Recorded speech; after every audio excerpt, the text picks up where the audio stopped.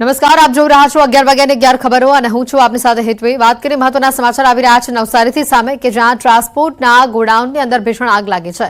આગની ઘટનામાં 3 લોકોના મોતના સમાચાર છે, જ્યારે 4 લોકો ઇજાગ્રસ્ત થયા હોવાની માહિતી છે।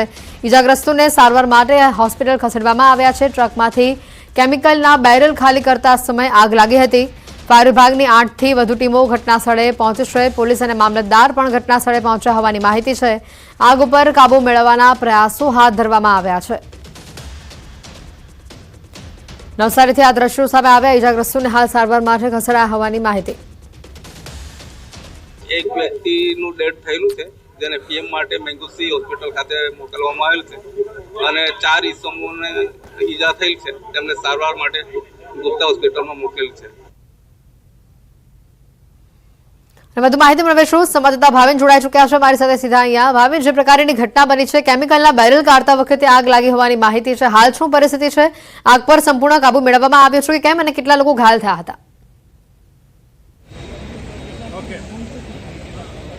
ચોક્કસ સમગ્ર ઘટના છે નવસારી જિલ્લાના ગણદેવી તાલુકાની ઘટના છે અને ગણદેવી તાલુકાનું જે દેવસર ગામ છે, દેવસર ગામે જે આવેલું જે ગોડાઉન છે, એ ગોડાઉનમાં જે કેમિકલ કન્ટેનરમાં જે કેમિકલ આવ્યા હતા ને એ સમયે જે છે ગોડાઉનમાં ભીષણ આગ લાગી છે અને આગ લાગવાના કારણે જે 3 લોકો છે, 3 લોકો આગમાં ભડકું થઈ શક્યા છે અને સાથે જે સમગ્ર જે બીજા અન્ય 4 જેટલા મજૂરો જે હતા એ મજૂરો પણ સારવાર હેઠળ અન્ય હોસ્પિટલોમાં જે છે વલસાડ ખાતે ખસેડવામાં આવ્યા છે। બીજી બાજુ છે સમગ્ર નવસારી જિલ્લામાં ફાયર કોલ જાહેર કરવામાં આવ્યો છે। આપણી સાથે જે ગામના જે સ્થાનિક સરપંચ છે, સરપંચ પાસેથી જે સમગ્ર ઘટનાની જે વિગતો છે એ મેળવીશું। કઈ રીતની ઘટના બની અને કેટલા વાગે ઘટના 8:15 વાગે હશે। 8:15 ટાઈમ જાણવા મળ્યું કે ટેન્કરમાં કેમિકલ હતું, એ કેમિકલનું કદાચ લીકેજ હોય એના લીધે કરંટ આગ પડતી લીધી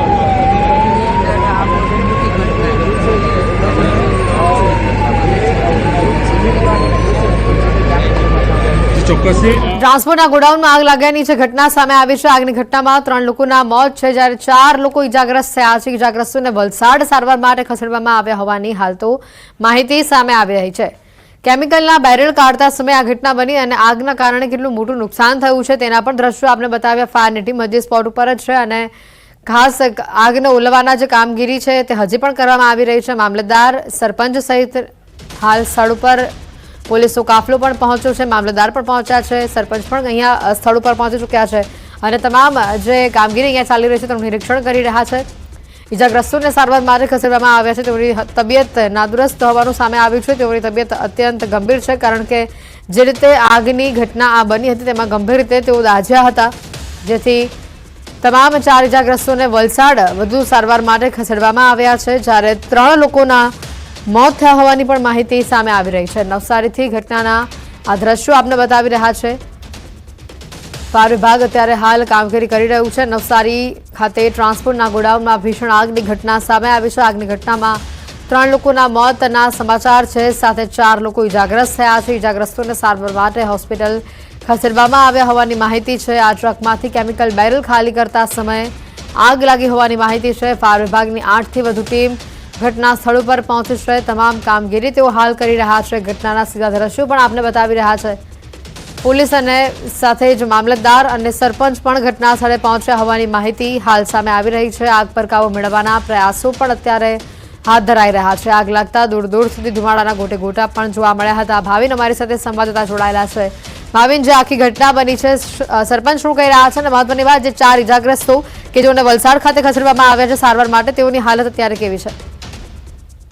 જે વલસાડ ખાતે જે ખસેડવામાં આવ્યા છે, જે અહીંયા ગોડાઉનમાં જે કામ કરતા મજૂરો હતા એમને હજુ એમની જે સત્તાવાર જે માહિતી છે હજુ સામે નથી આવી, પરંતુ એમને નવસારીના બિલીમોરા શહેરમાં સૌપ્રથમ સારવાર માટે લઈ જવામાં આવ્યા હતા, ત્યાંથી વધુ સારવાર માટે વલસાડ લઈ જવામાં આવ્યા છે। એટલે વધુ ઇજાગ્રસ્ત હોય એવું હાલ પ્રાથમિક અનુમાન લગાવી શકાય, પરંતુ જે ઘટના છે એ ઘટનામાં 3 લોકો જે છે આગમાં ભડકો થઈ શક્યા હતા।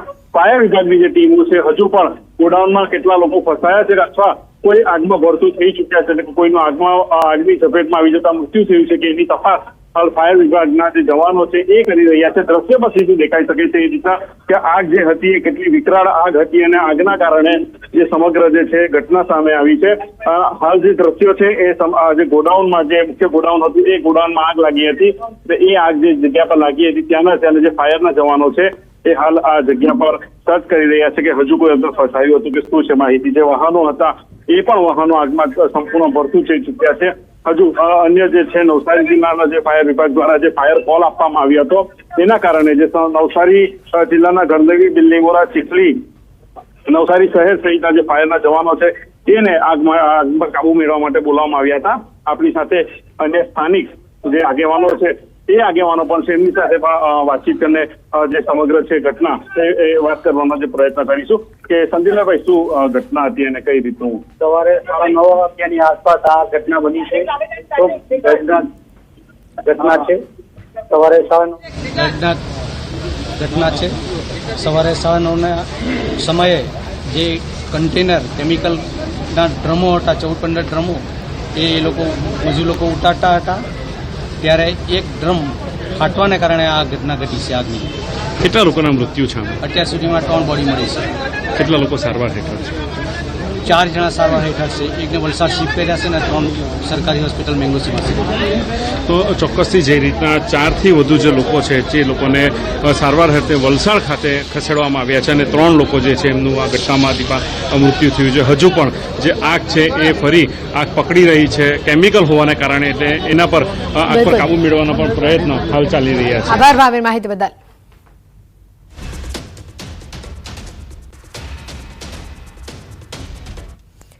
અને સમાચાર છે સુરતથી, જ્યાં જીમ સ્પામાં આગ મામલે ધરપકડ કરવામાં આવી છે। પોલીસે 2 સંચાલકોની ધરપકડ કરી છે। ઉમરા પોલીસે દિલશાદ ખાન, સલીમ ખાન અને શાહનવાઝ હારૂ મિસ્ત્રીની ધરપકડ કરી છે।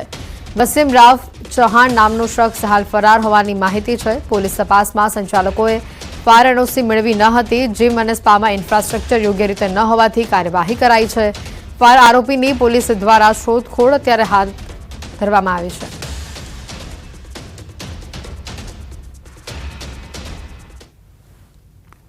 સુરતના સિટી લાઇટ વિસ્તારમાં લાગેલી કોમ્પ્લેક્સની આગની ઘટનામાં 2 મહિલાઓના મોતને લઈને હવે સુરત પોલીસે આરોપીઓ વિરુદ્ધ ગુનો દાખલ કર્યો છે। ખાસ કરીને આ ગુનોમાં સંડોવાયેલા શાહનવાઝ મિસ્ત્રી અને દિલશાદ સલીમ નામના 2 વ્યક્તિઓની ધરપકડ કરી છે। ત્યારે આ ગુનાના મુખ્ય સૂત્રધાર વસીમ ઉર્ફે ચૌહાણ કે જે જીમ સંચાલક છે તેને પોલીસે વોન્ટેડ બતાવ્યો છે। ખાસ કરીને આ લોકો પાસે ફાયર એનઓસી ન હોવા છતાં પણ જીમ ચલાવવામાં આવતું હતું, સાથે સાથે જીમની અંદર ગેરકાયદેસર રીતે સ્પા સલૂન ચલાવવામાં આવતું હતું, જેને લઈને 2 આગની ઘટના બની હતી અને આગની ઘટના બાદ 2 મહિલાઓના શ્વાસ રૂંધાતા મોત થયા છે, જેને લઈને આ બંને આરોપીઓ પર ધરપકડ કર્યા બાદ હવે કાયદેસરની કાર્યવાહી કરવામાં આવી રહી છે। ખાસ કરીને જાહેરનામાના ભંગ સાથે અનેક ગુના લગાડવામાં આવ્યા છે। જોવાનું એ રહ્યું કે આરોપીઓને મોડી સાંજે કોર્ટમાં રજૂ કરી પોલીસ દ્વારા હવે રિમાન્ડ માંગવામાં આવશે। જોકે આ ગુનામાં સંડોવાયેલા મુખ્ય આરોપીની શોધખોળ સુરતની ઉમરા પોલીસે હાથ ધરી છે।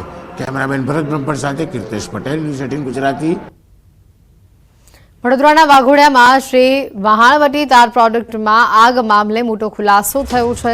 કોઈપણ જાતની મંજૂરી વગર કંપની અહીંયા ધમધમી હતી અને કંપનીમાં સાબુ બનાવવાની આડમાં ડામર પ્લાન્ટ ચાલતો હોવાની માહિતી સામે આવી। ઘટનામાં અચાનક આગ લાગતા કામ કરી રહેલા 3 શ્રમિકો ગંભીર રીતે દાઝ્યા હોવાની પણ માહિતી આવી સામે, જ્યારે એકને સામાન્ય ઈજા પહોંચી છે। હાલ તમામ શ્રમિકો સારવાર હેઠળ છે। જો કે કંપનીમાં કોઈપણ પ્રકારની સેફટી નહીં હોવાનો કામદારોએ દાવો કર્યો છે। વહીવટીતંત્રે ગેરકાયદેસર ચાલતા પ્લાન્ટને રાત્રે સીલ કરીને કાર્યવાહી કરી। પીપળિયા મસ્તુપુરા રોડ ઉપર ખેતર ભાડે રાખીને ગેરકાયદેસર કંપની ચાલતી હોવાનો વહીવટીતંત્રની તપાસમાં ખુલાસો સામે આવ્યો છે। तो हम लोग पेशाब करने निकले थे, 3 आदमी काम कर रहे थे अंदर में। अब कैसे आग लग गया हम लोग को नहीं पता है, सब जल गया और क्या होगा। जो प्लांट है उसमें कोई फायर सेफ्टी है? नहीं, कुछ नहीं है। कुछ नहीं।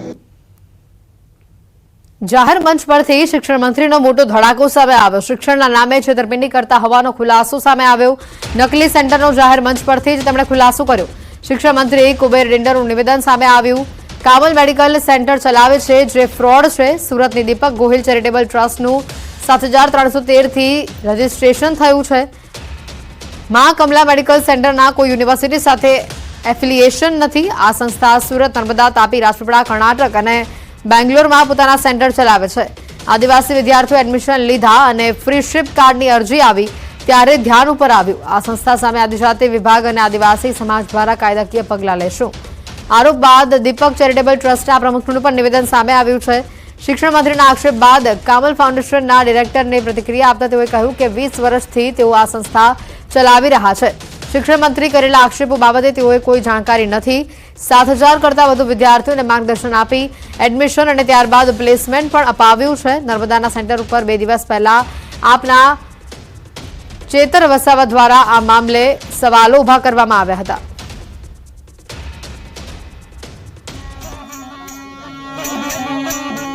દીપક ગોહિલ ચેરિટેબલ ટ્રસ્ટ સુરત એનું રજીસ્ટ્રેશન થયું છે 73 ના નામે. જાહેર તમને કહું છું, આ માં કમલા મેડિકલ સેન્ટર સુરત, એના જેવી કોલેજો સેન્ટર સુરત, તાપી, નર્મદા, રાજપીપળા, કર્ણાટક, બેંગ્લોર છોકરાઓ પ્રવીણ કરીને એડમિશન લેવામાં છે. એની કોઈ માન્યતા વિશે આપેલી નથી. કોઈ માન્યતા વિશે આપેલી નથી. પછી એડમિશન ને ફી ભરે પછી સર્ટિફિકેટ મળે થોડો હોય. એવી દુકાનો પણ આપણા ગુજરાતમાં મિત્રો કેટલાક લોકો ખોલી છે. કેટલાક લોકો એ પણ આદિવાસી સમાજના માધ્યમથી આપણા ધારાસભ્યશ્રીઓ, આપણા સંસદ સભ્યો, આપણા બધા સમાજના આગેવાનો બધાની સામૂહિક જવાબદારી છે. જે લોકો ખોટો ધંધો કરે છે, ખોટી લોકોને ભ્રમિત કરે છે યુવાનોને, એને ખુલ્લા પાડો અને જ્યાં એડમિશન વિદ્યાર્થીઓ ના લે, ખોટુંની કારકિર્દી મિત્રો બગડશે. જેની વિશે માન્યતા જ ના આપી હોય, જેનું એપ્લિકેશન જ ના થયું એવી દુકાનો ચલાવનારા લોકો છે એનું નામ આપ્યું.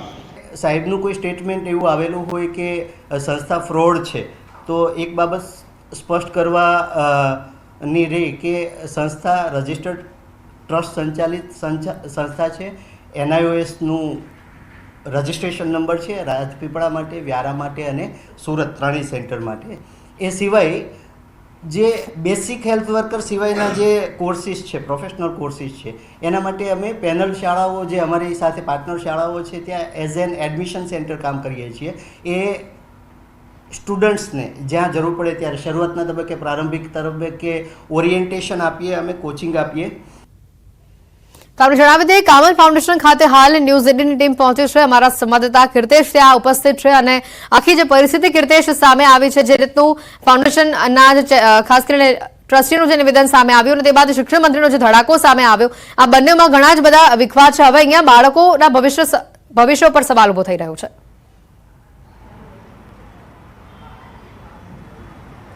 બિલકુલ, શિક્ષણના નામે શૈક્ષણિક સંસ્થાઓ વિદ્યાર્થીઓ સાથે છેતરપિંડી કરતા હોવાનું જાહેર મનથી ગુજરાતના શિક્ષણ મંત્રી કુબેર ડિંડોરે સ્ટેટમેન્ટ આપ્યું છે અને આક્ષેપ લગાવ્યા છે. સુરતના દીપક ગોહિલ ચેરિટેબલ ટ્રસ્ટમાં માં કમલા ફાઉન્ડેશનની ઓફિસ પર ન્યૂઝ 18 ગુજરાતીની ટીમ પહોંચી છે. આપણે જે ટ્રસ્ટના જે પ્રમુખ છે, આપણે સીધા એમની સાથે વાત કરીશું, ડૉક્ટર અનિલ સાથે, કે જે પ્રકારના આક્ષેપો થયા છે તેને લઈને શું કહેવું છે. કારણ કે આપણી સાથે ડૉક્ટર છે. ડૉક્ટર સાહેબ, જે પ્રકારે ગુજરાતના શિક્ષણ મંત્રીએ આક્ષેપ કર્યા છે કે શિક્ષકના નામે શૈક્ષણિક સંસ્થાઓ છેતરપિંડી કરી રહી છે, આદિવાસી વિદ્યાર્થીઓને એડમિશનના નામે તમારી સંસ્થા છેતરપિંડી કર્યાનો એક આક્ષેપ છે, શું કહેશો એને લઈને? માનનીય શિક્ષણ મંત્રી સાહેબે કોઈ આક્ષેપો કર્યા હોય તો એમનું શું સ્ટેટમેન્ટ છે મારા ધ્યાનમાં નથી. પણ હું એ બાબત સ્પષ્ટ કરવા માગું કે મા કામલ ફાઉન્ડેશન છેલ્લા 20 વર્ષથી કાર્યરત સંસ્થા છે અને અમે કોઈ પણ એવી પ્રવૃત્તિ નથી કરતા કે જે ગેરકાયદેસરની અથવા તો લેભાગુ સંસ્થાની વ્યાખ્યામાં આવતી હોય. 1 વર્ષના જે બેસિક હેલ્થ વર્કરના કોર્સિસ છે એના માટે અમે સેન્ટ્રલ ગવર્મેન્ટના જે એજ્યુકેશન મિનિસ્ટ્રીના અંડરમાં NIOSનો વોકેશનલ કોર્સિસ હોય છે ઓફર કરીએ છીએ. એના માટેનું રજિસ્ટ્રેશન લીધેલું છે. 2014થી રજિસ્ટ્રેશન છે આપણી પાસે. એ સિવાય જે અધર સ્ટેટમાં GNMના કોર્સિસને થતા હોય છે, એમાં અધર સ્ટેટમાં મોટાભાગે કર્ણાટકની કોલેજીસ સાથે અમારું એક MOU થયેલું છે, જે અનુસંધાને અમે સ્ટુડન્ટ્સને એડમિશન રિફર કરતા હોઈએ છીએ, એ લોકોને માર્ગદર્શિત કરતા હોઈએ છીએ અને ઓરિએન્ટેશન, બેસિક ઓરિએન્ટેશનનું કોચિંગ આપતા હોઈએ છીએ. એટલે સંસ્થા કોઈ GNMના કે BScના કે ANMના રેગ્યુલર કોર્સિસ રાજ્ય સરકારમાંથી મંજૂરી લઈને ચલાવતી નથી અને સ્વાભાવિક છે કે એમાં યુનિવર્સિટીનું કંઈ અફિલિએશન નિયમોનુસાર લાગુ પડતું નથી. ડૉક્ટર સાહેબ, યુજીસી સાથે તમારી માન્યતા નથી, તે ઉપરાંત યુનિવર્સિટીઓ સાથે ટાઈપ નથી, એવી પણ એક વાત સામે આવી રહી છે, તેને લઈને શું કહેશો? અમે વિદ્યાર્થીઓને જે ઓનલાઈન અને ઓફલાઈન કોચિંગ પ્રોવાઈડ કરીએ છીએ એ કોઈ રેગ્યુલર મોડ ઓફ એજ્યુકેશન કહી શકાય નહીં કોચિંગ આપવું એ.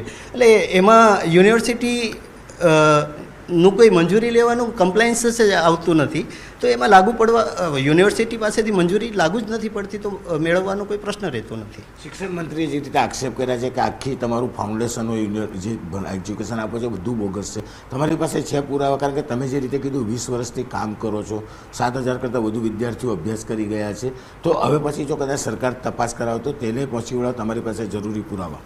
ના, બિલકુલ દરેક આધાર પુરાવાઓ છે, રજિસ્ટર્ડ ઓર્ગેનાઇઝેશન છીએ અને માનની કોર્ટ, રાજ્ય સરકાર અને કેન્દ્ર સરકારના જે નીતિ નિયમો છે એનું પાલન કરીને ચાલીએ છીએ. બંધારણની જે કંઈ પણ જોગવાઈઓ છે એમાં જેટલી સમજ પડે એ બધી ધ્યાને લઈ અને અમે કામગીરી કરીએ છીએ. એટલે આપ સાહેબને ફરી વખત મીડિયાના માધ્યમથી ધ્યાનમાં દોરવા માંગીશ કે માનની શિક્ષણ મંત્રી શ્રી અથવા તો માનની ધારાસભ્ય શ્રી ચૈતરભાઈ વસાવા એમની પાસે જે માહિતી આવેલી છે એ ચૂકભરી માહિતી છે અને એ અધૂરી માહિતીના આધારે એમણે કોઈ સ્ટેટમેન્ટ આપ્યું હોય તો હું નમ્રતાપૂર્વક એમને જે કંઈ પણ જરૂરી છે એ બધા જ પુરાવાઓ ઉપલબ્ધ કરાવવા માટે મારી અહીંયાથી સંમતિ આપું છું. અમે કશે કોઈ ખોટું કામ કરતા નથી કે કોઈ ખોટું. બિલકુલ, સંસ્થાના પ્રમુખે કીધું છે કે 20 વર્ષથી સંસ્થા ચલાવે છે, 7,000 કરતાં વધુ વિશે દ્રશ્ય જોઈ શકાય છે કે તેમની આ વોલ છે કે જ્યાં તેઓ દ્વારા કરવામાં આવતી કામગીરી છે 20 વર્ષ તેમની સંસ્થાને થયા છે તેવું પણ તેઓ પુરવાર કરી રહ્યા છે. પણ ક્યાંક શિક્ષણ મંત્રીની ચૂક થઈ હોય અને તેમને જાહેર મંચ પરથી જે શબ્દ અથવા કે જે ઘટસ્ફોટ કર્યા છે તેને લઈને તેઓ જો તપાસ આવે તો તપાસને મદદ કરવા તૈયાર છે. પણ સૌથી મોટી વાત છે કે શિક્ષણ મંત્રીના આ ઘટસ્ફોટને લઈને ચોક્કસ અનેક વિવાદો ઊભા થયા છે. જોકે સંસ્થાના સંચાલકો દ્વારા તમામ વિગતો અને પુરાવા સાથે તેઓ સામે આવવા તૈયાર છે. બિલકુલ ગીરધેશ, આભાર માહિતી બદલ. તો હાલ કમલા ફાઉન્ડેશન ખાતે કામલ ફાઉન્ડેશન ખાતે મારા સંવાદદાતા પહોંચ્યા અને આખો મામલો જે શું છે તે ખાસ ત્યાંના જ ટ્રસ્ટી સાથે જાણવાનો પ્રયત્ન કર્યો. સમાચારોમાં હાલ રોકાઈશું એક બ્રેક માટે. સુરતમાં ભોજન સમારંભમાં મહિલાઓ બેભાન થવા મામલે તંત્ર હવે જાગ્યું છે. ઝાપા બજાર વિસ્તારમાં ભોજન સમારંભ દરમિયાન 20 થી 30 મહિલાઓ બેભાન થઈ હતી. સુરત મહાનગરપાલિકાની ટીમે ઝાપા બજાર ખાતે આવેલા અલનૂર મેન્શનના બેઝમેન્ટના ભાગને સીલ કર્યું છે. ગતરોજ બેઝમેન્ટમાં ભોજન સમારંભનું આયોજન કરવામાં આવ્યું અને જે દરમિયાન આ ઘટના બનવા પામી. બેઝમેન્ટમાં અવરજવર માટે પણ કોઈ વ્યવસ્થા ન હતી.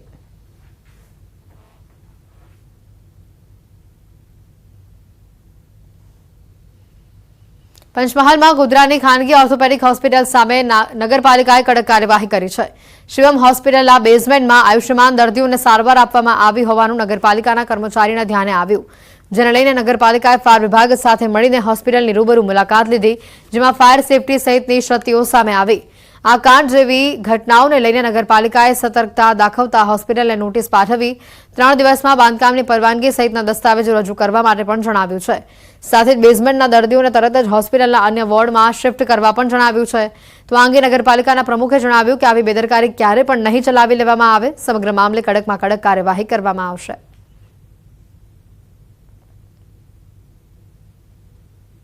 ખાનગી હોસ્પિટલ શિવમ હોસ્પિટલની માહિતી મળી હતી કે બેઝમેન્ટની અંદર પાર્કિંગની જગ્યામાં ભોયરામાં આયુષ્માન કાર્ડના દર્દીઓને સારવાર આપી રહ્યા છે. આખો વોર્ડ 15 બેડનો પાર્કિંગની જગ્યામાં ઊભો કરેલો હતો તે જણાઈ આવેલું હતું. આવી બધી ખામીઓ છે અને આ એક ગંભીર બાબત કહેવાય કે આવા બેઝમેન્ટની અંદર ને ભોયરામાં આવા દર્દીઓને સારવાર આપવામાં આવે છે. નગરપાલિકા આ બધી બાબતોને બિલકુલ ચલાવી લેવામાં નહીં આવે અને કડકમાં કડક કાર્યવાહી કરવામાં આવશે. અમરેલીમાં રાજુલાના ચોતરા ગામ નજીક આવેલા મંદિરમાં તસ્કરો ત્રાટક્યા. સમગ્ર બાબરિયાવાડ પંથકમાં આસ્થાનું કેન્દ્ર ગણાતા મોમાઈ માતાના મંદિરમાં તસ્કરોએ હાથફેરો કર્યો. મંદિરમાંથી દાનપેટી ઉઠાવી જતા તસ્કરો સીસીટીવીમાં કેદ થયા. દાનપેટીમાં 50,000 જેટલી રકમ હતી, જે વિશે મંદિરના પૂજારીએ પોલીસ સ્ટેશનમાં ફરિયાદ નોંધાવી હતી. સીસીટીવી કેમેરાના આધારે પોલીસે અલગ અલગ દિશામાં તપાસ હાથ ધરી છે.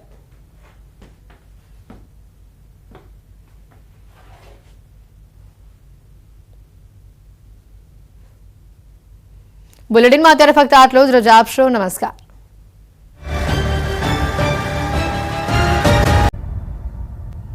બ્રેક બાદ આપનું સ્વાગત છે. રતન ટાટાની અંતિમ વિદાયને 1 મહિનો પૂર્ણ થતાં પીએમ નરેન્દ્ર મોદીએ તેઓને યાદ કરીને એક આર્ટિકલ લખ્યું છે. તેમણે લખ્યું કે ઉદ્યોગ જગતમાં તેઓનું યોગદાન હંમેશા તમામ દેશવાસીઓ માટે પ્રેરણારૂપ રહેશે. તેમના જીવનને અસાધારણ ગણાવ્યું અને કહ્યું કે તેમનું હજી પણ દુઃખ એ મનમાં છે. ભારતે એક અમૂલ્ય રતન ખોયું છે. આજે પણ આ તમામ શહેરો, ગામડાઓ, ગલીઓમાં તેઓની કમી મહેસૂસ થઈ રહી છે. આ દુઃખ માત્ર ભારતના લોકોમાં જ નથી, દુનિયાભરમાં તેઓની કમી મહેસૂસ થઈ રહી છે. બીજાના સ્વપ્ન પૂર્ણ કરવામાં પૂર્ણ સમર્થન આપવું અને બીજાના સ્વપ્ન પૂર્ણ કરવા મદદ કરવી એ રતન ટાટાનો સૌથી મોટો ગુણ હતો.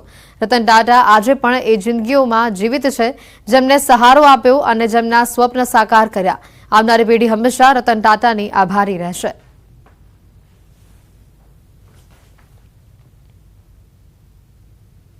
રાજકોટના ડિજિટલ એરેસ્ટ કેસમાં એક મોટો ખુલાસો સામે આવ્યો છે. નિવૃત્ત બેંક મેનેજરને ડિજિટલ એરેસ્ટ કરી 56 લાખની ઠગાઈના કેસમાં 7 લોકોની ધરપકડ કરવામાં આવી છે. નિવૃત્ત બેંક મેનેજર મહેન્દ્ર મહેતા સાથે ઠગાઈ થઈ હતી. સાયબર ક્રાઇમે 7 શખ્સોની ધરપકડ કરી છે.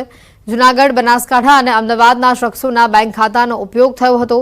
દરેક ખાતામાં 5 લાખથી 10 લાખ સુધીની રકમ જમા થઈ હતી. તમામ આરોપીઓએ બેંક ખાતા ભાડે આપ્યા હોવાનું સામે આવ્યું છે. દરેક બેંક ખાતા દીઠ સાયબર ગઠિયાઓ 2000થી ખાસ કરીને 15,000 સુધીનું ભાડું ચૂકવતા. પોલીસ તપાસમાં ધરપકડનો આંકડો હજી વધે તેવી શક્યતાઓ વ્યક્ત થઈ રહી છે.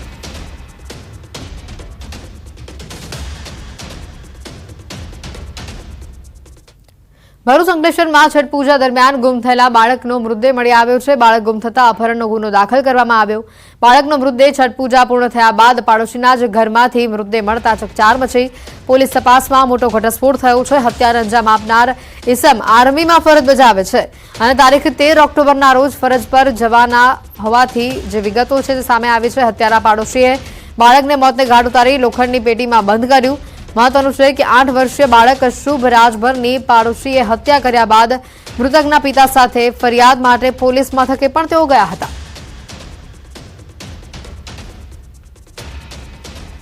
છઠ પૂજામાં આ બાળક ગુમ થયો હતો અને મહત્વની વાત છે, ગુમ થયેલ બાળકનો જે મૃતદેહ છે તે મળી આવ્યો છે. પાડોશના ઘરમાંથી જ આ મૃતદેહ મળી આવ્યો છે. વધુ માહિતી મેળવીશું ફોનલાઈન ઉપર ભાવિન સંવાદદાતા જોડા ચૂક્યા છે. ભાવિન, વધુ માહિતી છો? જે અંકલેશ્વરમાં 5મા દિવસે આ બાળક ગુમ થયાની ફરિયાદ તાલુકા પોલીસ સ્ટેશન ખાતે થઈ હતી, પરંતુ પરિવારજનોએ ગુમ થયાની જગ્યાએ અપહરણનો ગુનો નોંધાવી ફરિયાદ નોંધાવી હતી. તપાસ દરમિયાન બાળકનો મૃતદેહ બાજુના પડોશીના ઘરમાંથી જ મળી આવ્યો હતો અને એને પેટીની લેવામાં આવ્યો હતો. આથી લગભગ એનું મૃત્યુ થવા હોવાની જાણકારી મળી આવી છે. વધુ અને સામે આવ્યું છે કે એ જે જવાન છે તે આર્મીનો હોવાનું જણાઈ આવ્યું છે. તાલુકા પોલીસ સ્ટેશને વધુ તપાસ હાથ ધરી છે. જી આભાર ભાવિન, માહિતી બદલ.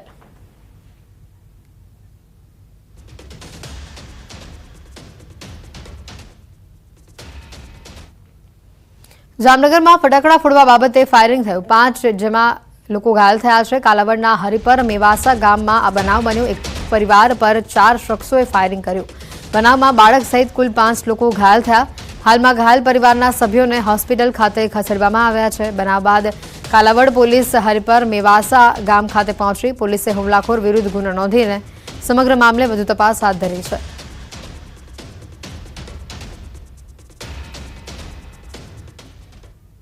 મોરબીમાં આપઘાત અને અકસ્માતના 3 બનાવમાં 3 વ્યક્તિના કરુણ મોત થયા છે. મોરબીના ફડસર ગામે જયાબેન ચાવડા નામના 70 વર્ષીય વૃદ્ધાએ એસિડ પીને આત્મહત્યા કરી, તો બીજી તરફ રંગપર ગામે સિરામિક ફેક્ટરીમાં મંગલ ખડીત નામના શ્રમિક યુવકને વીજ શોક લાગતા તેઓનું મોત થયું. તો ત્રીજા બનાવમાં માળિયા મિયાળાના દેવગઢ ગામ નજીક છકડો અને બાઇક વચ્ચેના અકસ્માતમાં કિશન ચંદુભાઈ બકુત્રાનું મોત થયું છે. ત્રણેય બનાવ અંગે પોલીસે તપાસ હાથ ધરી છે.